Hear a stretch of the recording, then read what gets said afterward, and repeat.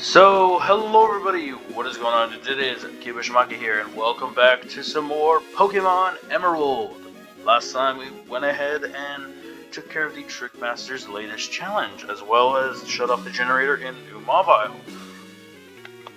Excuse me, this time, well, we have nothing more to do but to press onward and see just what lies beyond the ocean waters, or the little rivers that block us from checking the rest of the Hoenn region. I was going to say the center region.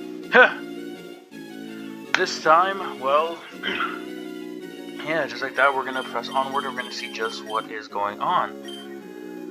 I went ahead and did some party organizing a bit, some item organizing definitely. Went ahead and got some more super potions, got some revives, and I got some super repels finally, as well as some lava cookies. I sold a bunch of items that I did not need, or just didn't want to keep, and yeah, there's not much more to it.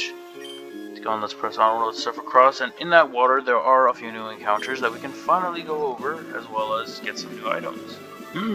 A good rod is really good, wouldn't you agree? Yes it is.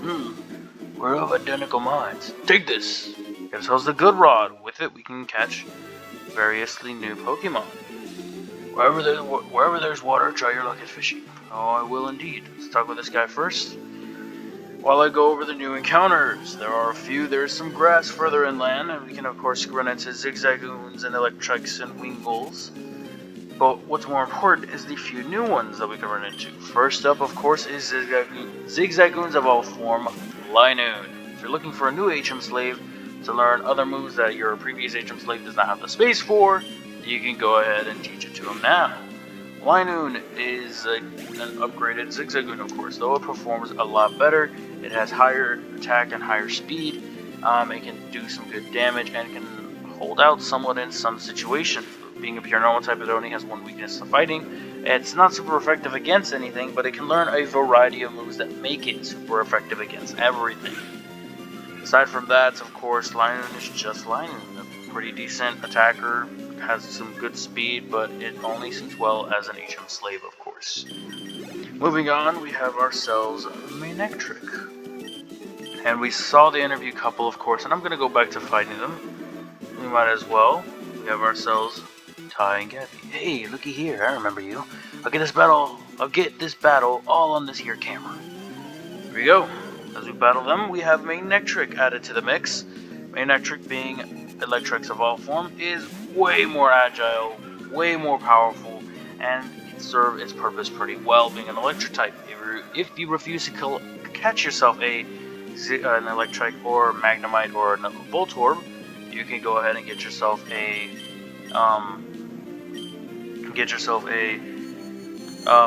Manectric here and now, and not have to waste the hassle of grinding and leveling up an Electric. Though of course you miss out on some moves here and there.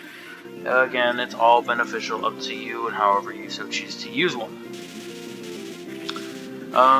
Moving on, there is but one Pokemon to find, and that Pokemon is absurdly rare, so I wish you the best of luck in trying to find it. Though we can get guarantees much later on, it is none other than Kecleon. Kecleon is a pure normal type. We fought it before. It has color change for the ability, making it so any moves it's hit by becomes that typing. It can be pretty powerful, can learn a variety of moves, and can be super effective against almost everything, while simultaneously being not very effective compared to many things. Since its ability lets it change its typing, it can nullify and negate a lot of moves that are used on your team if swapped into properly or if used correctly. Again, all your call, all your choice.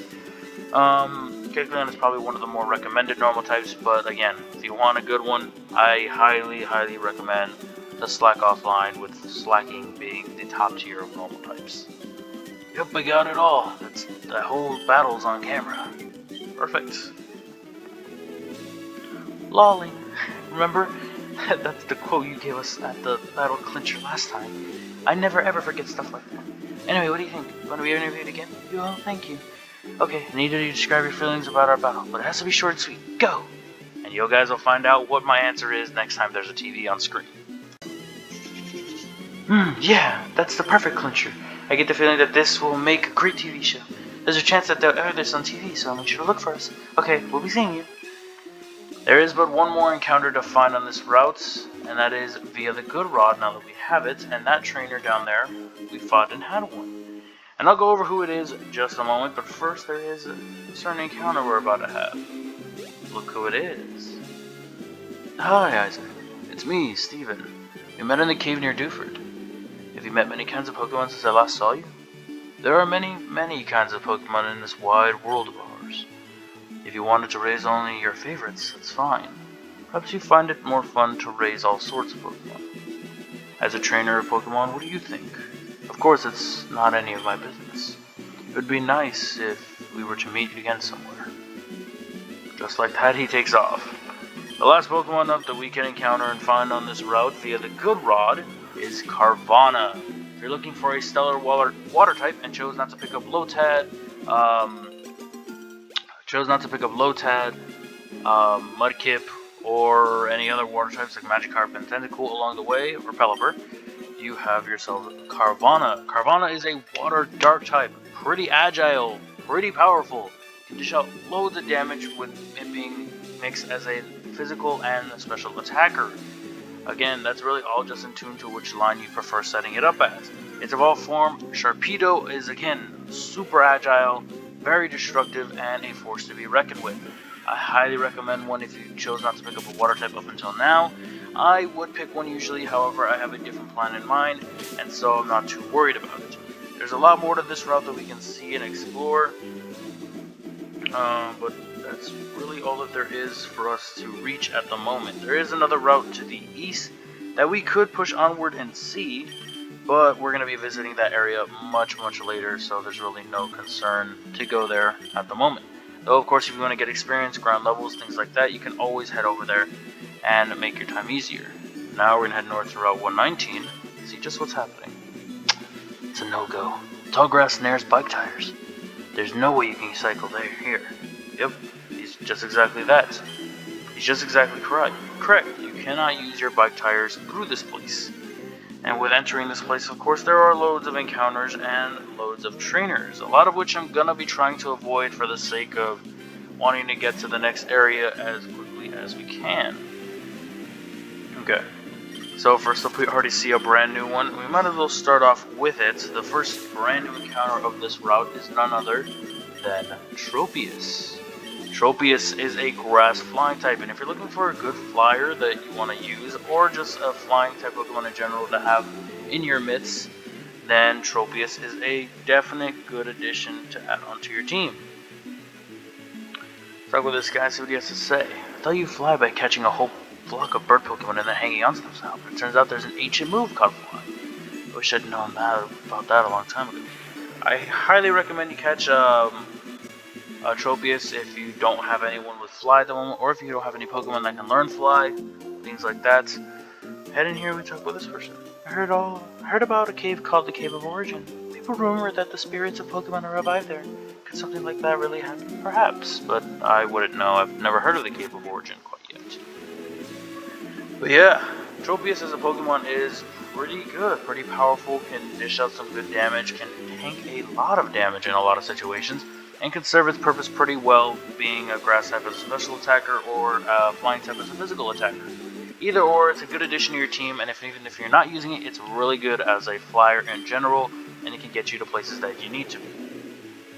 If you recall last time, I recommended picking up the Acrobike because there are areas like this where you must hop your way across, and it is unable to do so with the Lock Bike. Of course, there are some areas that we can see, check out, see that there's some items that we can't reach at the moment, but in due time we will be able to. Actually, I think we can get to that. Who am I kidding? Let's double check here. Aha! There was a hidden item. Cool. Thank you for that. Let's head back. Let's go across. Too much. Boom, boom, boom, boom. Run back down, and those repel wore off. Alright, cool. You know, I mean, I'm still gonna set up another one right now. Let's get back on and set up another Super Repel. Yeah, Tropius is, of course, like I said, a good addition if you're looking for a decent grass type to add onto your team. You can always just grab it, slap it on, or you can use it as a flyer. Entirely up to you. I'm probably gonna catch one just to use it for fly, but again, your choice, your instance, however you so choose. Other than that, I want to battle this guy because he is of high interest. He spoke to me, so you want to challenge me? Sure. I'll try out the Pokemon I caught while surfing. This man, I think he is a trainer of interest because I believe he does have the Pokemon that we do look for, we do hope to see. Not the Magikarps, I swear. Sagamon. I guess while we're battling him, we can go over another Pokemon we can run into here. You can find, of course, Kecleons, Zigzag Zagoons, and Liloons, but I don't believe I've been over this one. We have a new addition to add on. If you'd like, you can get yourself an Oddish. Oddish is a grass poison type, which this game has the ability to have 2 final evolutions. It evolves with Gloom, I believe, around the 20s, or not close to the 30s. But Oddish as a Pokemon is a pretty bulky grass type. It can serve its purpose pretty well and act as another Venusaur if you so choose, however, with not as much defense. More so meant to be an attacker and kind of wall out just a smidge, but it is not as powerful and can only do really what you ask of it. Now put Oddish on pause because this man is of interest. He has himself a Feebas. Feebas is a very, very interesting Pokemon. It is quite powerful. Well, I mean, not really. The way it looks, it doesn't look like it's all that much. However, Feebas is of great importance because you could find it on this route and this route only. If you recall, a couple episodes ago, I went ahead and told you guys to make note of the guy over in Dewford that mentioned trends. Pokemon with certain moves that they had, or Pokemon that like certain things after you use your Sludge Bomb. He changes his trends every day or every few days, I believe. But if you can keep consistency and you are willing to put the patience in, you can find Feebas on this route, though it is absurdly hard. You require a good rod, of course, though what you need to do is you need to fish around multiple times in many different tiles, because Feebas has a very low percent chance of encountering. There is only a grand total of 6 tiles with Feebas on this route, and it changes every single day or every time that man changes his trend. So you're gonna want to be ready if you want to grind for a Feebas, but if you can manage to catch yourself a Feebas, it evolves with a mechanic that we learn much later on, though I can go over it now. If you recall, we check our Pokemon and we see in their stats they have these moves that have cute, tough, and so forth and so forth. Doesn't seem to have... Aha, there it is.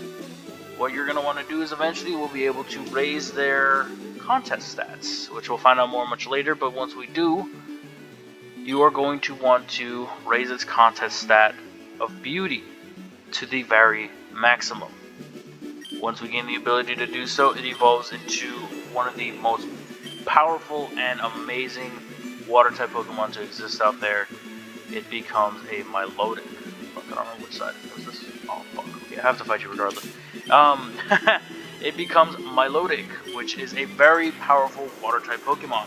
It can withstand a lot of attacks. It is very special defensive-oriented. It can actually be pretty beefy, and it's actually very highly recommended to get it with a nature that boosts its special defense. It can wall out so many opponents, and it can even destroy its own weakness of Electric-type and Grass-type Pokemon because of the various moves it can learn. Milotic is a good addition to your team, however, because of the time constraints and because of how tedious it is to try and find a Feebas, a lot of people don't make the attempt to find one. I'm gonna make the attempt on my own, off screen, and things like that, just to see if I can. Not sure if I'm gonna do it in this game or if I'm just gonna do it in my other copy. Probably will do it in my other copy because that's the game I'm trying to get 100% completed in the decks. But other than that, it's really just a long, painful grind. You kind of have to just keep trying and keep going until you can eventually or hopefully find it or get what you desire. But again, if you are willing to put the time aside and try to grind for a Feebas, I highly recommend you get it. It is a great addition to your team. It can perform stellar in a lot of situations, it can learn various moves, and will probably become one of the main stars of your party. Moving back to Oddish, it evolves into Gloom at around, I believe, 25 to 30, I don't remember exactly, but with this game it gains the ability to evolve into one of two forms. If given a Leaf Stone, I believe it becomes Vileplume. Vileplume is more special offense oriented, it is meant to dish out some good damage, kind of wall out some opponents with using moves like Sludge or Poison Powder, Poison Powder, Sleep Powder, and other moves, as well as its ability of Chlorophyll or Effect Spore. So it can hold out and do some good damage, but if given a Sunstone, it can become Bellossom, a special defensive, I wouldn't say beast, but a pretty special defensive Pokemon that can hold out in a lot of different situations. That's close. It being special defense oriented, it can hold out in a lot of situations, and can hold its own when you so need it. Bellossom is a new addition, of course, and can serve its purpose pretty well, and can act as a wall slightly better than,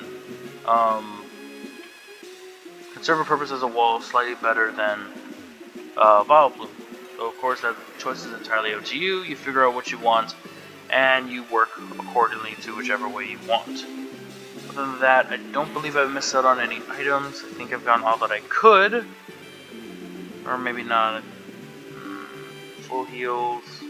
No, I got pretty much all that I can. There are probably a couple items I skipped out on, so I recommend you battle the trainers and you check all the other areas that you ran past or ran into. We see that Team Aqua is here at this Weather Institute. So let's see what they're up to. Lookout duty is surprisingly boring. Hey you, please don't go near the Weather Institute. I'm standing lookout here. Hey you, stay away from the Weather Institute. It's not safe. Let's go into the Weather Institute. They say we shouldn't, I say we do. Upon entering this place, we see Aqua has campaigned the entire area. We get ourselves a bed so we can rest and heal up. And we have a PC in case we'd like to gain different Pokemon. But of course, the main concern is Team Aqua. See just what they're up to. Let's clear them out, just as we would have done with Team Magma.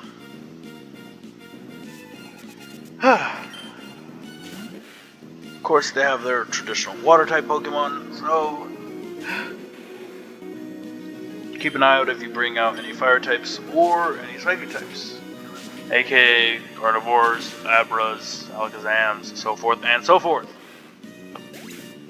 Should be fine though, we're pretty high level compared to them. They don't grant a lot of experience, but they grant a decent amount, so should be okay. There shouldn't be too much of a problem. The boss got interested in the research they have going on here, so he sent us out. You quit meddling. Why? I want to meddle. I am a meddling kid. It is what I do. We have another Aqua Grunt, this time with two Pokemon. He's got a Zubat and a Carvana, I'm guessing. Let's just use Pursuit, I guess, because Leaf Blade isn't going to do much. Pursuit will do slightly more. Pursuit again. Pursuit of happiness, and I know.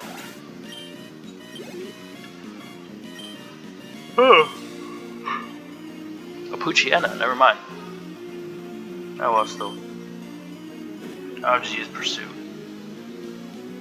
I'll use Pursuit once. You need Odor Sleuth, so your next attack will hit, but it doesn't matter because you are dead. Even though I should have done this first turn, it's fine. Done. There we go. Perfect. Let's ignore you guys. Let's keep moving up. I believe, yep, there's a double battle here. Let's take them on. This is you created a type of Pokemon that has something to do with the weather. We're here to take them. Don't tell me you're looking for that weather Pokemon too. That's a no-no. We were here to get it first. I don't think you understand what kind of weather Pokemon you're after. There we go. All grunts are ready to fight. We got Poochyenas and Zubats. Thankfully, we have Kurogane and Venus up front. Take care of this. Runaway. It's not gonna really do much. Psychic and Leaf Blade.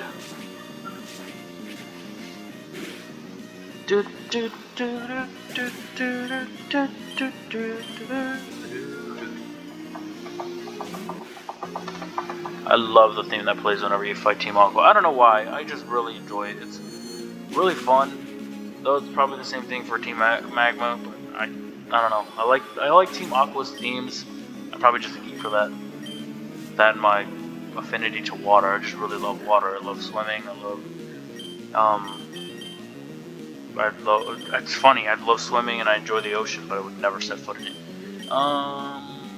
Let's swap because Venus can't do much in this situation, and Venus will take some damage. Venus doesn't have any electric type moves, and even though I could clearly teach her Shockwave or Thunderbolt, I'd rather hold on to those items and wait until it's dire need for it. Like gym coming up, because we're definitely going to be needing it for the next gym. Rough Skin, of course, going to take some damage, but we should be okay. Use Swagger on Krakatoa, not the best option. It would have made sense to use it on Kurogane since he usually attacks first, but we should be fine. Stomp and Leaf Blade, and you guys are done.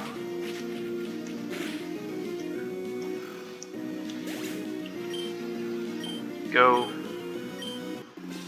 Already, there's another notable difference before I forget with Ruby and Sapphire. In Ruby, there would have been Team Magma here instead, and Sapphire, of course, Team Aqua, so quite interesting enough. Quite interesting to say the least. Tackle this guy. We're Team Aqua. We appear wherever anything rare is found. We're the last Aqua member before we wrap this up, because I'd rather wait until next time to finish up this area since we are running a little over. Puchianas and stuff. I think Kurogane also might get his last level up. That is very much necessary. Boom. Leaf Blade just wiping it clean. Oh, never mind. I need way more experience in order to get Kurogane his last level up. Pursuit. Perfect. Ooh, Confuse Ray, that's gonna be annoying.